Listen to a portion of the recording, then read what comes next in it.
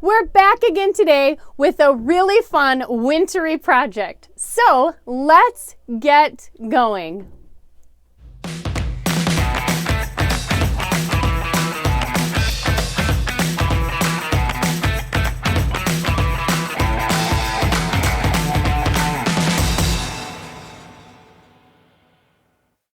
Welcome back to Art with Mrs. Fred. We are about to get started, but before we do, let's go ahead and kick off our day with our art motto. Here we go. It goes a little something like this. I will try my best, I will be creative, and I will problem solve. Now that we're in the right frame of mind, let's get talking about our art today. So we're going to be working with cool colors, and by cool colors, I do not mean, oh my gosh, that is totally cool.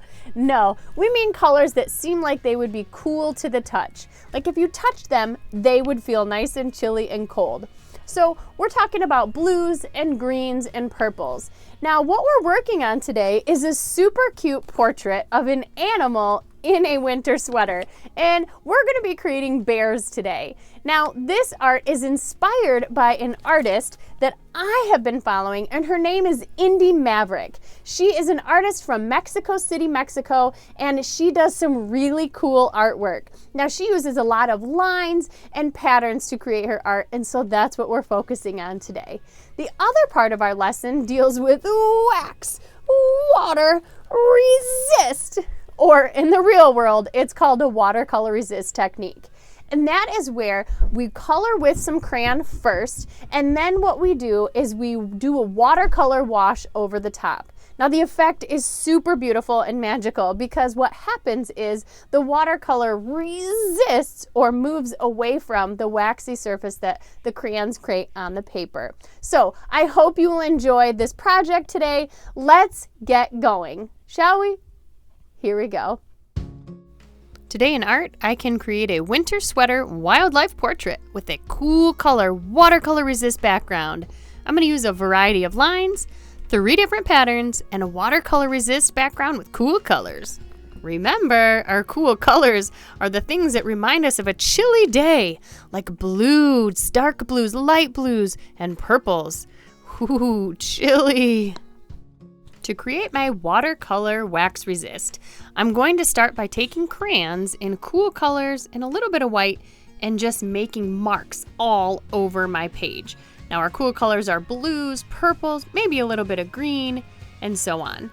Then what I'm going to do is I'm going to wake up my watercolor paints by adding a little bit of water.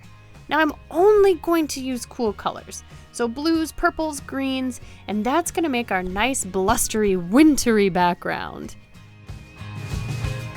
Set your watercolor background aside.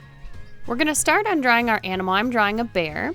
So I'm doing most of a circle and then a curved-ish line at the bottom. 2 half circles on top for the ears. A big oval for the muzzle. Upside down triangle for that cute little nose and a mouth. Now you can add eyes and eyebrows and little details to make your bear come alive.